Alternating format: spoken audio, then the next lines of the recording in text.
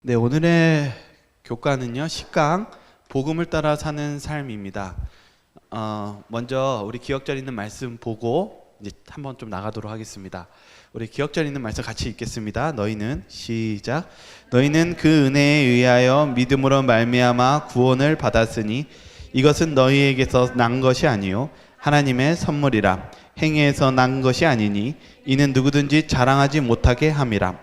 우리는 그가 만드신 바라 그리스도 예수 안에서 선한 일을 위하여 지으심을 받은 자니 이 일은 하나님이 전에 예비하사 우리로 그 가운데 행하게 하려 하심이니라. 네, 오늘 이 기억절 말씀을 생각하시면서 질문을 먼저 드릴게요. 뭐냐면 우리는 행위가 구원에 영향을 주는지 모를 때가 많습니다. 처음에 질문은 이렇게 시작해요. 우리가 때로는 행동이 별로 중요하지 않으면서 그냥 믿으면 되지 하는 신앙을 가질 때가 많이 있다는 것이죠. 그런데 우리가 실은 구원을 은혜로 받았습니다. 그런데 거기에 우리는 좀 덧붙여서 해야 될 것이 있다는 것이죠. 그게 뭘까요? 해설은 이렇게 얘기합니다.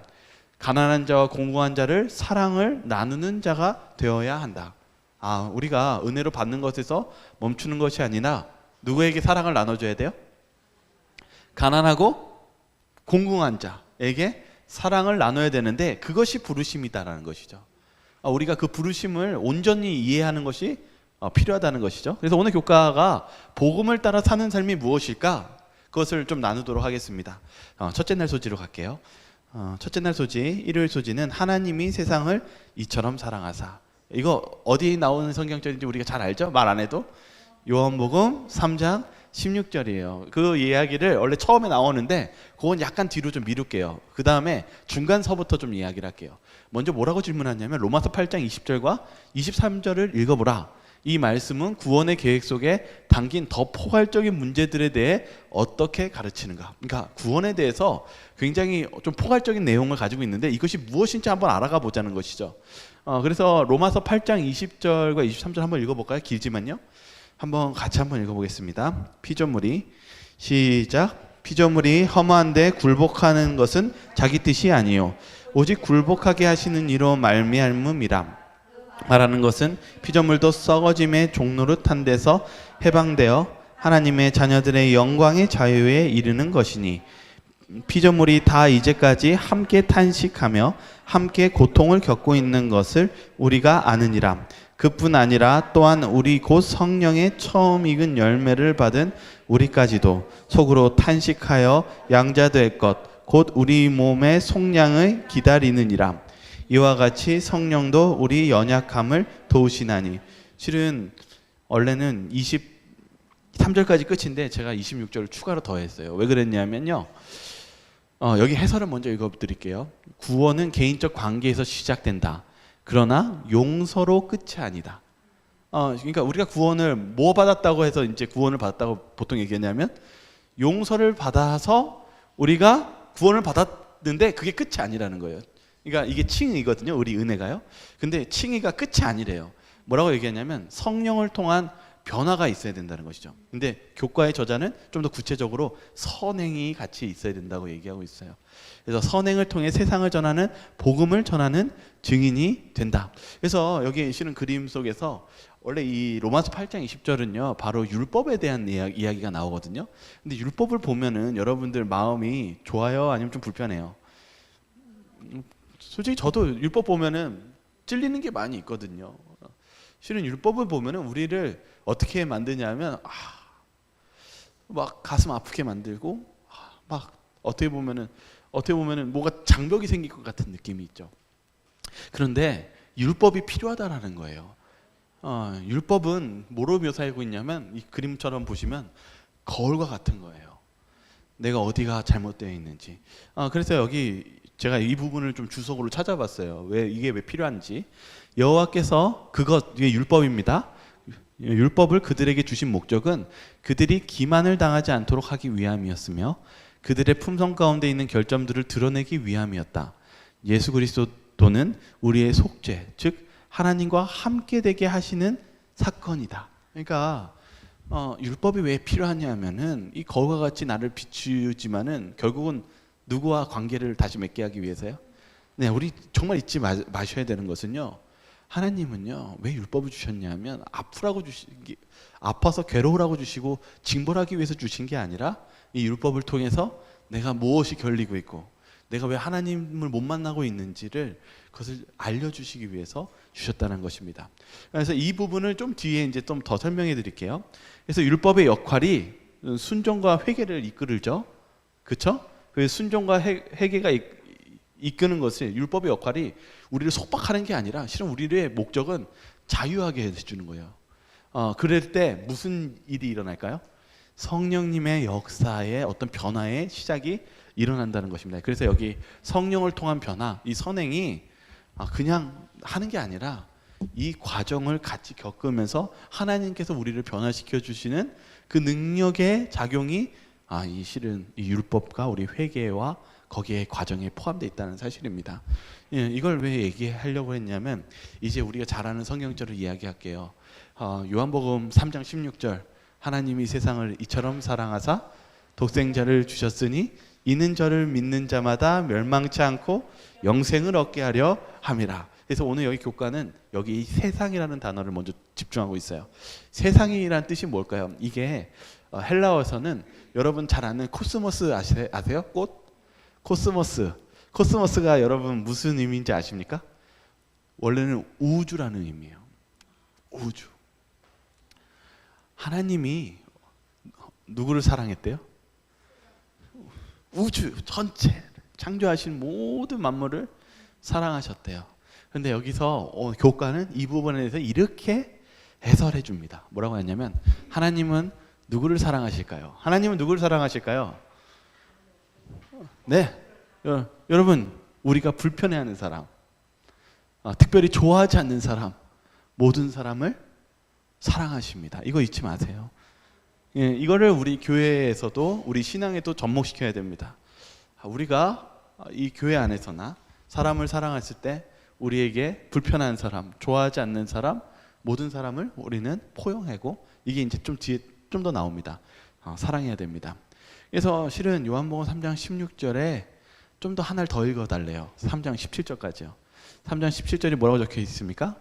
하나님이 그 아들을 세상에 보내신 것은 세상을 심판하려 하심이 아니요 그로 말미암아 세상이 구원을 받게 하려 하심이라. 예. 원래 계획은 멸망이 아니라 바로 구원의 표초점이 있다는 것입니다. 그래서 이 부분도 주석이 적혀 있는데 제가 읽어드릴게요. 구속의 계획은 인간의 지성이 이해할 수 있는 범위를 훨씬 초월한다. 예수를 믿고 그분을 개인의 구주로 받아들이는 사람을 모두 다 의롭게 하시는 분이 될 수가 있다. 만약 공의가 없으면, 즉 형벌이 없으면 하나님의 정부는 안정성이 없을 것이다. 구원을 온전케 하는 것이 자비와 공의에 잘 조화시켜 놓은 덕분이다. 이거 아까 율법에 대한 이야기하고요. 또 무엇에 대해서 얘기했냐면 이 사랑에 대해서 얘기를 같이 하고 있는 거예요. 예수님이 왜 돌아가셨는지, 그거는 이 죄가 얼마나 끔찍한 결과, 죽음이라는 것을 아시기 때문에 예수님이 십자가에 달려 돌아가신 거예요. 그래서 그 사랑으로 우리를 무엇하신 거예요? 또 구원해 주신 것이죠. 이 자비와 공의는 반드시 존재해야 된다는 사실입니다. 하늘에서 공의가 없다면 어떻게 된다고요? 하나님의 정부가 안전하지 않다라는 것입니다. 그래서 이 자비와 공의가 실은 우리가 같이 가져가야 되는 이 두 덕목을 이야기하고 있습니다. 그래서 우리 신앙 속에서 이 교훈을 마지막에 뭐라고 정리하면 쉽게 이렇게 이날 정리를 이렇게 합니다. 하나님이 세상을 사랑하신다는 말씀과 세상을 구속하시려는 그분의 계획 속에는 모든 사람, 온 세상이 포함되어 있다. 이걸 이해하시면 되겠습니다. 다음 날 소지로 가겠습니다. 둘째 날은 동정과 회개입니다. 질문은 이렇게 시작합니다.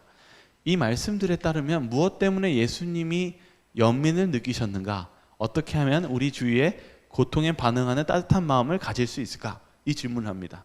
예수님이요, 병자를 고쳐주실 때 항상 어떻게 여겼다고 그러셨어요? 불쌍히 여겼다고 얘기했죠. 여기 그 중에 이제 세 가지의 성경절을 댔는데 제가 시간상 두 개로 줄였어요, 그냥요. 그래서 첫 번째는 뭐냐면 병자의 무리들이 나타나셨을 때 마태복음 9장 36절에 이렇게 적혀 있어요. 무리를 보시고 불쌍히 여기시니 이는 그들이 뭐 없는 사람 같다고요? 목자 없는 양과 같이 고생하며 기진함이라. 이렇게 얘기했어요. 이걸 제가 이제 주석이 찾아보니까 이렇게 설명하고 있더라고요. 예수님이 이 병자들을 고쳤는데 사람들이 막 병자들이 사는 많은 무리들이 예수님한테 치유받기 위해서 막 쫓아옵니다. 근데 예수님이 보시고 너무 불쌍히 여겼대요. 이게 불쌍히 하다라는 것은 뭐 괴로워하다라는 뜻을 가지고 있대요. 예수님이 막 괴로워했대요. 무엇 때문에 괴로워했냐면 이 실을 여기 보면은 목자 없는 양과 같이라고 했는데 실은 전에 목자가 있었어요. 그게 뭐 바리새인이 될 수 있고 종교 지도자가 될 수 있고 막 여러 지도자들이 와가지고 이 사람들을 어떻게 대했어요? 여기 보면은 그들을 목자 없는 양과 같이 고생하며 이 뜻이 집어 던지듯이 대했다는 거예요. 그 양을 집어 던지듯이요. 그러니까 어떻게 보면은 그들을 학대하거나 어떤 자신의 이익의 목적으로 사용하면서 이 영혼들이 어떻게 됐을까요? 피폐하고 정말 이 삶의 자유와 평안을 못 누리고 그렇게 방황하는 모습을 보면서 뭘 느끼셨을까요? 이 쇠약해진 상태를 보시면서 가엾고 불쌍한 모습을 예수님께서 그렇게 여겼다고 얘기합니다. 이거 좀 두 번째 보시죠. 두 번째 보면은 나사로에 대한 죽음이에요. 나사로에 대한 죽음은 여러분들 잘 아시다시피 예수님이 나사로가 죽었다고 했을 때 우셨어요. 왜 우셨습니까? 나사로가 죽어서 우셨습니까? 요 부분이 중요하죠.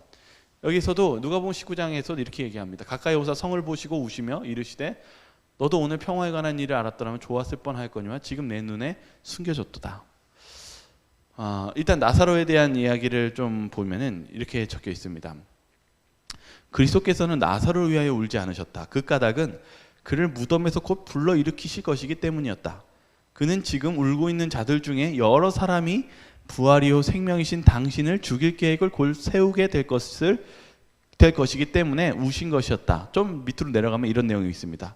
그는 하나님의 율법에 대한 범법의 무서운 결과를 보셨다.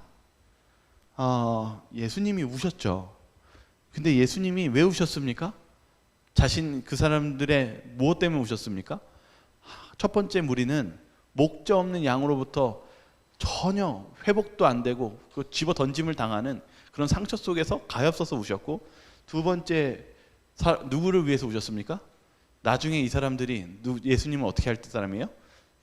죽일 것을 바라보시고 그들이 율법의 범법자인 것을 아시고 예수님이 우셨습니다. 결국은 예수님이 왜 오셨습니까?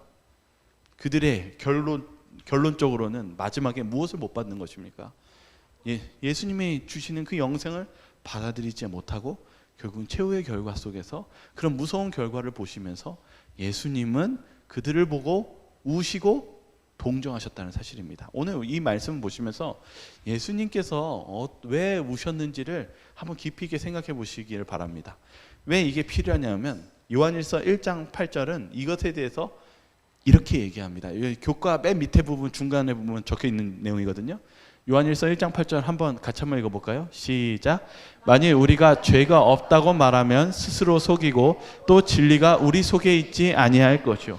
이걸 갑자기 집어넣더라고요. 이 성경절을요. 그래서 저도 처음에는 이게 무슨 의미일까 하는 생각이 들었어요. 근데 요 죄가 없다라고 했을 때 떠오르는 인물 있으세요? 혹시? 나는 죄 없다라고 하는 성경 인물 중에 저는 바리새인이 떠오르더라고요. 바리새인들이 예수님한테 자기 의인이라고 생각하고 있었거든요. 근데 예수님이 바리새인에게 한 말이 있었어요. 너희는 무슨 무덤이다라고 했어요? 회칠한 무덤이다. 무덤 보니까 지금 이제 만화에 그렇지만 막 회를 치해요. 회가 뭐냐면 석회예요. 하얀 석회. 맞아요. 잘 얘기해 주셨어요. 겉은 하얘서 예쁜데 속은 어땠다라는 거예요. 이미 무덤이니까 뭐예요? 죽은 거죠. 그러니까 예수님이 뭐라고 했냐면 너희는 의롭다고 얘기하지만 겉으로는 되게 아름다워 보이지만 속은 죽은 사람이랑 마찬가지다. 이 이야기를 했잖아요. 여기서도 이 이야기를 합니다. 요한의 편지서들, 이거 주석인데요. 요한의 편지서들은 사랑의 정신을 풍긴다. 그러나 그가 하나님의 율법을 위반하면서도 죄 없이 생애한다고 주장하는 부류의 사람들과 접촉했을 때는 지체 없이 그들의 두려운 기만을 경고했다. 요한이 뭐라고 얘기하는 거냐면요. 항상 사랑의 정신을 풍겼지만 가장 이 부분에서 경고하고 아주 좀 강하게 나간 그런 아주 예민하게 반응한 게 있었는데, 그건 어떨 때 반응했냐면 죄가 없다고 얘기할 때요. 그거는 요한이 예민하게 반응했대요. 왜 그렇습니까? 이 교과는 이렇게 정리하는데 제가 그거를 교과 해설을 먼저 정리해 놓을게요. 뭐라고 얘기했냐면, 죄는 일종의 비극입니다. 하나님과의 관계가 단절되었기 때문입니다. 그뿐만 아니라 다른 사람에게 상처를 주기 때문입니다. 죄는 크든지 작든지 악입니다. 이렇게 정리했어요. 근데 저는 이 부분을 좀 더 단순하게 말하면 이렇게 얘기합니다. 왜 죄 없다함을 경고할까요? 여기 질문해요. 여기 잘 나가다가 왜 죄 없다함을 경고할까요? 그거는 하나님이 치유해 주실 수 없기 때문입니다. 하나님이, 예수님이 내가 죄 없다고 말했을 때는 예수님이 도와줄 수가 있어요, 없어요? 그를 구원해 줄 수 있을까요? 치유해 줄 수 있을까요? 없습니다. 그래서 이 부분에 대해서 아주 강력하게 경고하는 메시지는, 또 우리 교단에도 완전주의에 대해서 좀 얘기에 부딪힐 때가 있죠. 완전주의론자들이 주장하는 것 중에 하나가 뭐예요? 내가 무엇 할 수 있다는 거예요. 죄를 안 질 수 있다, 이 이야기를 하잖아요. 근데 오늘 여기 보십시오. 우리가 죄가 없다고 말하면 무엇 하는 거예요? 스스로 속이고 또 진리가 우리 속에 있지 아니하다라고 얘기하면서 강력하게 얘기하고 있습니다. 우리가 중요한 이 과정, 아까도 얘기했지만은 우리가 율법 속에서 우리가 죄를 깨닫고 회개하면서 우리가 하나님으로부터 치유받는 이 과정이 이 변화에 같이 포함되어 있다는 사실입니다. 그래서 이 부분을 솔직히 경고하고 있어요. 그래서 이 동정과 회개 속에서 예수님이 누구를 위해서 눈물을 흘리셨습니까? 실은 죄인들을 위해서 눈물을 흘리셨어요. 그러면서 그들을 무엇하시기를 간절히 소망했냐면 고쳐주시기를 소망해서 그들이 거절했을 때 괴로워했대요. 괴로워하셨던 예수님을 생각하시길 바라겠습니다. 다음날 소지는 화요일 소지 은혜와 선행입니다. 질문은 이렇게 시작해요. 그대의 말로 요약해보라. 이 에베소서에 있는 성경절이에요. 이 말씀에 따르면 은혜와 선행 사이에 어떤 관계가 있는가? 좀 어려운 질문했어요. 은혜와 선행, 내가 착한 일 하는 거예요. 착한 일 사이 하는 게 어떤 관계가 있을까요? 이렇게 질문합니다. 먼저 에베소서 2장 8절과 10절을 그럼 한번 읽어볼까요? 같이 한번 읽어보겠습니다. 너희는 시작. 너희는 그 은혜에 의하여 믿음으로 말미암아 구원을 받았으니 이것은 너희에게서 난 것이 아니요 하나님의 선물이람. 행위에서 난 것이 아니니 이는 누구든지 자랑하지 못하게 함이라.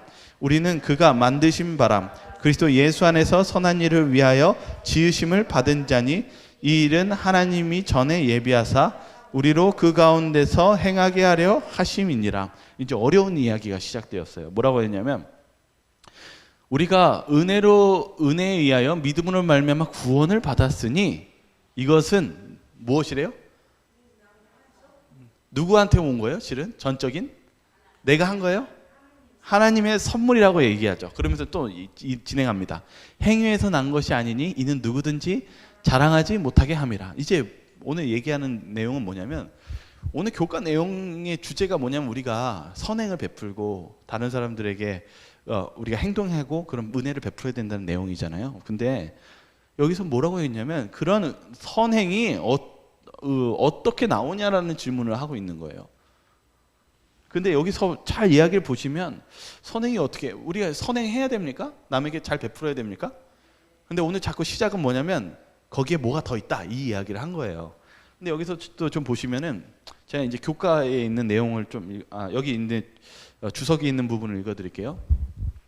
우리는 구원을 얻거나 하나님의 호의를 사기 위해 가난한 자들을 돌보고 억눌린 자들을 일으키며 굶주린 자를 먹이는 선을 행하는 것이 아니다. 무엇하기 위해서요? 네, 이거를 좀, 내가 하나님 그 은혜 때문에 내가 해야지, 그게 아니라는 거예요. 다시 말하면 이렇게 질문하면 좀 쉬울 것 같아요. 여러분이 하나님의 그 은혜를 갚을 수 있습니까? 왜 못 갚아요? 그래도 조금이라도 갚으셔야죠. 안 갚으실 거예요? 어떻게 이걸 받아들이시겠어요? 제가 이게 보니까 이 부분이 어려운 내용이었어요. 알고 보니까 우리가 선행을 해야 되는데 어떤 마음으로 해야 되는지에 대한 내용이에요. 근데 잘 보세요. 여기서 뭐냐면 호의를 사기 위해 가난한 자들을 돌보고 억눌린 자를 일으키며 굶주린 자를 먹이는 선을 행하는 것은 아니래요. 그러니까 우리가 알게 모르게 내가 요거 받았으니까 내가 이렇게 해야지, 이게 갚아야지, 이걸 할 수 없다는 것이죠. 이걸 좀 예를 들면은 이게 만달란트에 대한 비유예요.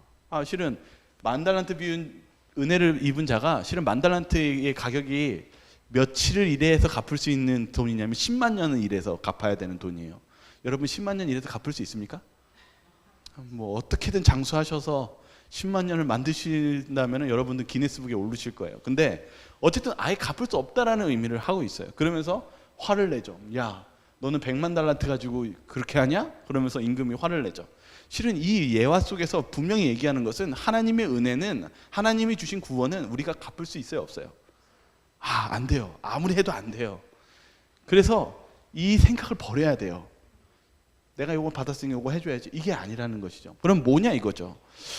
여기 좀만 더 읽을게요. 우리는 그리스도를 믿음으로 말미암아 우리에게 필요한 하나님의 모든 호의를 받았다. 우리는 여전히 이기심과 탐욕의 유혹과 씨름해야 하지만 하나님의 자기 희생과 겸허한 은혜는 우리의 삶을 변화시킬 새로운 생명과 사랑을 부여해 주었다. 그럼 무엇으로 우리가 선행을 하냐? 여기 제목에 관련이 있어요. 은혜예요. 은혜. 요거를 이제 봐야 된다 이거죠. 그래서 제가 이걸 어떻게 설명하면 좋을까? 왜냐면 이게 그 한 장으로는 이해가 너무 어렵더라고요. 그래서 바로 향유 옥합을 깨뜨린 마리아 사건으로 갈 수밖에 없겠더라고요. 그래서 여기 성경절에 뭐가 있냐면, 여러분 마리아의 향유 옥합 사건은 다 아시죠? 네, 제가 다 설명 안 드릴게요. 근데 갑자기 이 시몬이 화가 났어요. 시몬은 문둥병자였거든요. 근데 이 문둥병자도 딱 봤는데 이 마리아가 이 향유 옥합을 깨뜨릴 때 뭐가 났어요? 막 화가 났어요. 유다도 화가 났어요. 왜요? 그거 향유옥합 얼마짜린데? 제 생각에는 얼마인지 지금 갑자기 기억을 안 냈는데 한 2천만 원 정도 됐다고 생각할게요. 그냥. 그럼 이게 2천만 원 정도 되는 향유옥합인데 화가 나요, 안 나요? 굉장히 화가 났어요. 그래서 이렇게 얘기했어요. 무슨 이사로 이것을 허비하느냐? 도대체 어떻게, 이거는 우리가 좀 신학적으로 다르게 해석했으면 좋겠어요. 무슨 힘으로 그런 선행과 그런 베품을 할 수 있느냐? 이런 질문을 한번 제가 제시해 드릴게요. 그때 예수님이 이런 얘기를 하시는 거죠. 시몬아, 내가 내게 이를 말이 있다. 내가 너한테 진짜 할 말이 있다. 이거는 실은 전체 우리들에게 해주시는 말씀이에요. 뭐냐면, 빚 주는 사람에게 빚진 자가 둘이 있어 하나는 500데나리온을 줬고 하나는 50데나리온을 줬는데 갚을 것이 없으므로 둘 다 탕감하여 주었으니. 1데나리온은 하루 일당인 거 아시죠? 50일치 일당 빚진 사람하고 500일치 빚을 탕감해 준 사람 중에 둘 다 탕감을 해줬대요. 근데 이렇게 얘기해요. 둘 중에 누가 저를 더 사랑하겠느냐? 누가 이 주인을 더 사랑할까요? 그러니까 이렇게 얘기합니다. 시몬이 대답하여 가로되 제 생각에는 많이 탕감함을 받은 자니이다. 가라사대 내 판단이 옳다. 예수님이 얘기했어요. 여기 표현 속에서 무엇으로 그렇게 할 수 있느냐라고 얘기했을 때 질문은 이렇게 대합니다. 어떤 사람이요? 많이 탕감함을 받은 자니이다. 이렇게 얘기하고 있어요. 이게 무슨 의미일까요? 여기 보면은 시대의 소망은 이렇게 얘기하고 있어요. 그 향유는 그것을 드리는 자의 마음의 상징이었다. 이것은 넘쳐 흐르기까지 하늘의 시냇물에서 공급된 사랑의 외부적인 증거이었다. 뭐라고 얘기했어요? 향유 옥합을 드린 것은 어떤 외부적인 영향의 증거였다고요? 하늘의 시냇물에서 공급된, 하늘에서 주시는 그 사랑을 받은 외부적인 증거였다라는 거죠. 마리아가 행한 일은 바로 그리스도께 대한 그들의 사랑을 나타내는 것이 그를 기쁘시게 하는 것이라는 사실을 제자들에게 보여줄 필요가 있는 교훈이었다. 그러니까 예수님은 제자들도 봐야 됐다는 것이죠. 무슨 힘으로, 무슨 능력으로 그런 향유옥합을 깨트리고 그런 선행을 할 수 있었느냐라고 질문했었을 때 그것은 하늘에 주신 사랑. 근데 좀 다른 얘기를 하면은 여기서 위에는 탕감함. 이 여인이 무엇을 받았기 때문에 그 사랑에 감동했어요? 그 자신의 그 죄에 대한 용서요. 아까 실은 자꾸 우리 전전 계속 봤을 때 율법에 대해서 얘기했잖아요. 율법의 거울. 그 다음에 무엇이 필요하다고 그랬어요? 회개와, 그것이 우리가 회개를 드릴 때 무엇이 온다고요? 성령의 변화가 이루어진다라고 얘기했잖아요. 여기 이 여인도 죄가 많은 여인이었지만은 무엇을 통해서 변화가 이루어졌습니까? 여기 봐요. 많이 탕감함을 받으면서 은혜를 체험하고 하늘의 사랑을 많이 받았을 때 그 은혜에 감동돼서 선행이 이루어졌다는 것입니다. 갚을 수가 없는 거예요, 원래는. 근데 그 사랑에 감동되어서 이루어지는 결과였다는 것입니다. 그래서 시대의 소망 250페이지에는 이렇게 적혀 있어요. 그리스도를 가장 사랑하는 자는 가장 많은 선행을 행할 것이다. 좀 공감이 되세요? 이 부분이요. 그리스도를 가장 사랑하는 자는 가장 많은 선행을 행할 것이다. 그래서 은혜와 선행이 오늘 여기 나왔을 때 은혜와 선행이 내가 갚으려고 하는 게 아니라 내가 그 용서를 받고 매일 주님께 받는 그 사랑에 반응하는 그런 결과가 은혜에서 나타나는 선행이라는 것을 이야기하고 있구나라는 것을 우리는 알 수 있습니다. 여기 시대의 소망 566페이지 좀 이어져서 좀 한번 더 볼게요. 뭐라고 얘기했냐면 이렇게 얘기하고 있어요. 예수께서는 두 사람이 느껴야 할 의무의 정도의 차이를 가르치려고 계획하지 않으셨다. 뭐라고 얘기했어요? 그 사람들이 해야 될 의무의 차이를 느끼라고 얘기한 게 아니라는 것이죠. 왜냐하면 둘 다 각기 다시 갚을 수 없는 감사의 빛을 졌기 때문이었다. 이게 갚을 수 있다고요? 없다고요? 네, 다시 강조하죠. 둘 다 실은 갚을 수 없다라는 걸 얘기해요. 그러나 시몬은 자기가 마리아보다 더 의롭다고 생각했다. 시몬은 뭐라고 생각했어요? 마리아보다 내가 더 의롭고 낫다라고 생각했는데, 그러므로 예수께서는 그의 죄가 참으로 얼마나 컸는지를 보여주기를 원하셨다. 이게 심각한 거였다는 것이죠. 예수님이 바라봤을 때 시몬이 다른 사람보다 낫다라고 생각하는 그 문제가 예수님이 보시기에는 굉장히 심각한 문제였어요. 그래서 예수님이 뭐라고 했냐면 이 차이를 설명해 주셨어요. 이러므로 내가 네게 말하니 그의 많은 죄가 사해졌도다. 이는 그의 사랑함이 많음이라. 사함이 많은 받은 일이 적은 자는 적게 사랑하느니라. 아까 제가 용서에 대한 변화에 대해서 얘기했죠. 바로 그 부분입니다. 그리고 마지막에 예수님이 시몬을 꾸짖어요. 뭐라고 얘기했냐면 시몬에게 이르시되 이 여자를 보느냐? 내가 내 집에 들어올 때 너는 내게 발 씻은 물도 주지 아니하였으되 이 여자는 눈물로 내 발을 적시고 그 머리털을 닦았으며 너는 내게 입 맞추지 아니하였으되 그는 내가 들어올 때부터 내 발에 입 맞추기를 그치지 아니하였으며. 그러니까 여기서 분명히 이 선행에 대한 중요성을 예수님이 강조하셨습니까? 강조하셨어요. 그래서 시몬에게 너는 나한테 발 씻은 물조차 주지도 않았다 하시면서 그를 꾸짖으면서 사랑의 실천이 얼마나 중요한지. 그래서 우리의 신앙이 우리의 영적인 마음에만 받아들이는 게 아니라 우리의 마음과 행동이 같이 반응하는 것이 참된 그리스도인의 모습이라는 것을 오늘 알 수 있게 되었다는 사실입니다. 수요일 소지로 넘어가겠습니다. 수요일 소지는 인류 A입니다. 요거는 좀 빨리 끝날 것 같아요. 질문은 이렇게 시작해요. 아래의 성경절은 인류에 대해 뭐라고 가르치는가? 각각의 교훈은 타인에 대한 우리의 태도에 어떤 영향을 미치는가? 몇 가지만 제가 읽을게요. 우리는 한 아버지께서 지으신 바가 아니냐. 사도행전 17장은 인류의 모든 족속을 한 혈통으로 만드사. 로마서 3장 23절은 모든 사람이 죄를 범하였음에 하나님의 영광에 이르지 못하더니. 예수님은요 어떠한 분이셨냐면 예수님이 사람을 가리셨습니까? 아니요, 실제로는 가리지 않으셨어요. 여기 교과의 해설을 보시면 사마리아인, 나병 환자, 세리, 백부장, 평판 나쁜 여자 등 예수님의 환영을 받았다고 얘기하고 있습니다. 예수님은 그렇지 않았습니까? 죄인들을 사랑하시고 찾아가시고 그들을 받아주었습니다. 근데 잊지 말아야 되는 것은 여기에 있어요. 초기교회 변화에게 거기엔 구원의 선물이 포함되었다. 예수님은요 이 죄인들을 찾아가셨지만은 그들을 환영하셨어요. 그래서 오늘 여기 해설도 뭐라고 얘기했냐면 예수님은 포용성을 강조하셨다라고 얘기해요. 예수님에게는 그런 포용성이 있습니까? 네. 근데 여기서 여러분이 잊지 마셔야 될 것은 예수님이 포용한 다음이 중요합니다. 예수님은 치유의 선물을 가지고 계십니다. 예수님은 치유하실 수 있으세요. 그래서 실은 우리가 예수님이 우리를 포용하시는 것은 있는 그대로 내버려 두시는 게 아니라 우리의 죄를 또한 회개할 때 예수님께서 우리를 고쳐주시고 바른 길로 인도하시는 그 구원의 길까지가 선물에 포함되어 있다는 사실을 잊으시면 안 되겠습니다.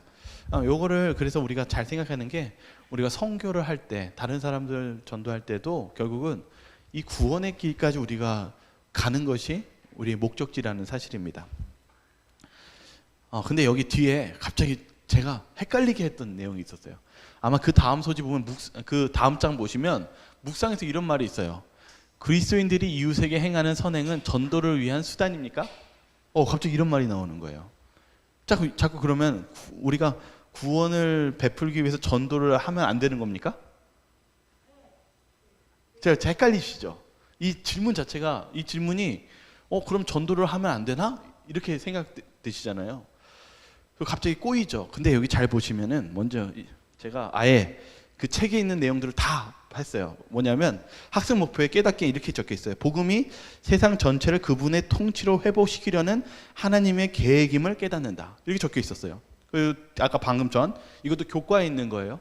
교과에 보시면 예수님은 포용을 강조했는데, 구원의 선물이 무엇되어 있다? 거기엔 포함되어 있다. 반드시 하나님의 선행 속에는 전도가, 그리고 구원의 길이 같이 포함되어 있다라고 얘기했고, 이미 전전 교과에서도 이것이 같이 있다라는 것을 얘기해 드렸어요. 그러면 이게 무슨 말일까요? 선행은 전도를 위한 수단입니까? 아니면 그 자체가 모두를 사랑하고 포용하는 복음의 일부입니까?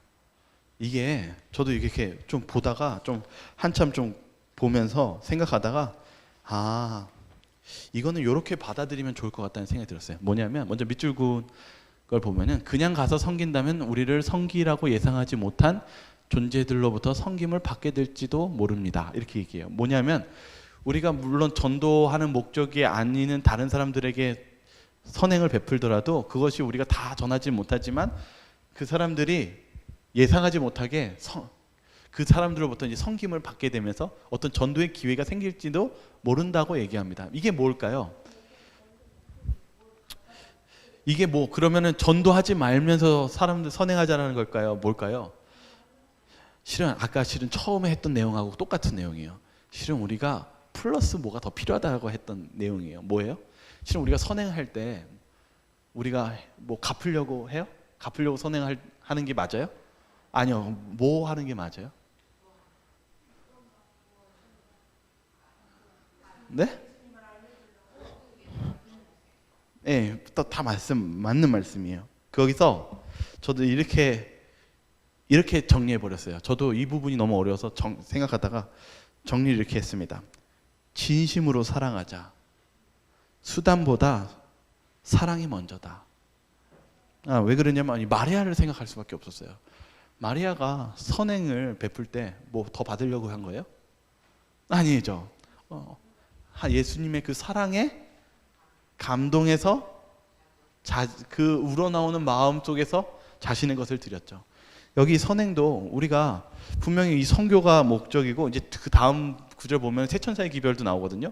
거기에 그 연관돼 있는데, 그게 뭐냐면 우리의 마음이 중요하다는 거죠. 뭔가 받으려고 하거나 어떤 결과를 우리가 받으려고 하기보다는 순수한 마음에서 사랑으로 하자, 이것이죠. 그 결과를 받든 못 받든 그것은 우리가 두려워하지 말고요.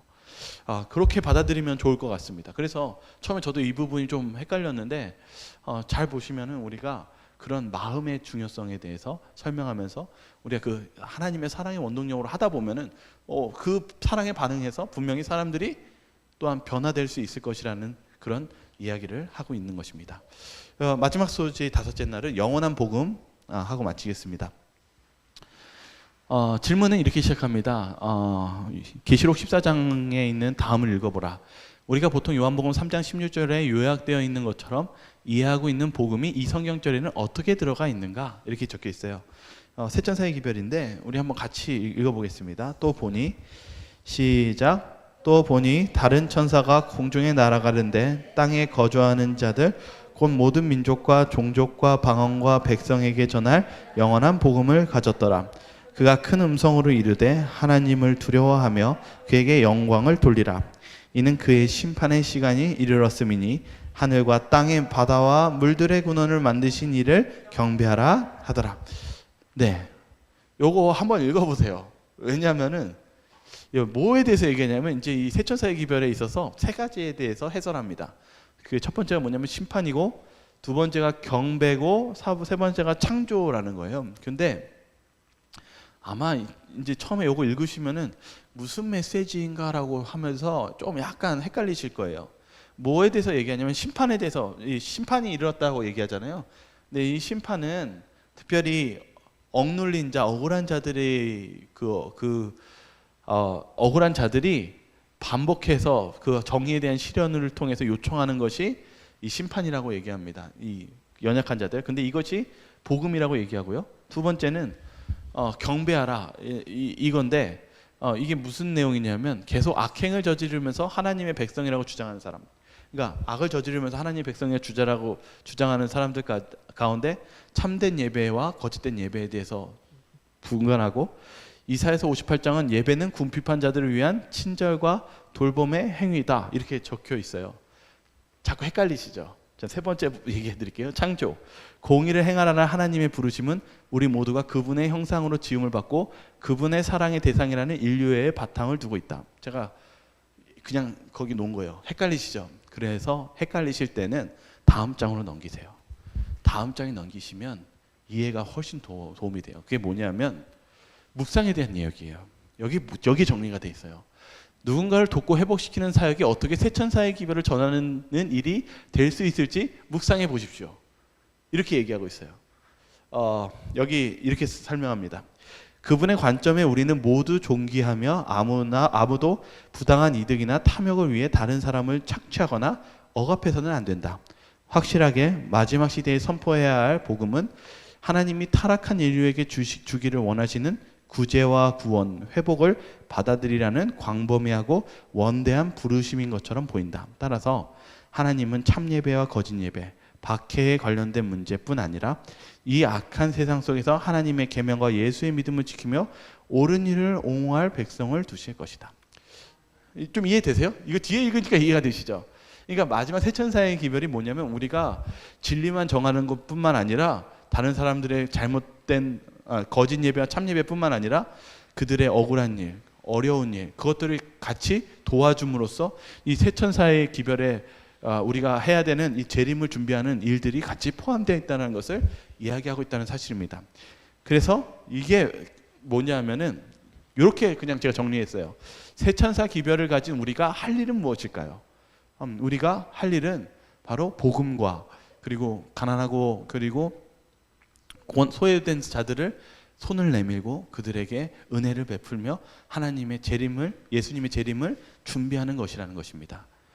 그래서 오늘 이 총 내용까지 나갔습니다. 그런데 오늘 내용은 바로 이 복음을 따라 사는 삶이 어떠한 것인지를 배웠습니다. 그러한 이 삶이 실은 우리가 어떤 갚아서 아니면 그것을 하는 것이 아니라 실은 그것도 우리가 회개하고 주님 앞에 나아가면서 하나님으로부터 받는 그 성령의 능력으로 우리가 나아간다는 사실을 잊지 마시면서 사시기를 바라면서 오늘 교과를 마치도록 하겠습니다.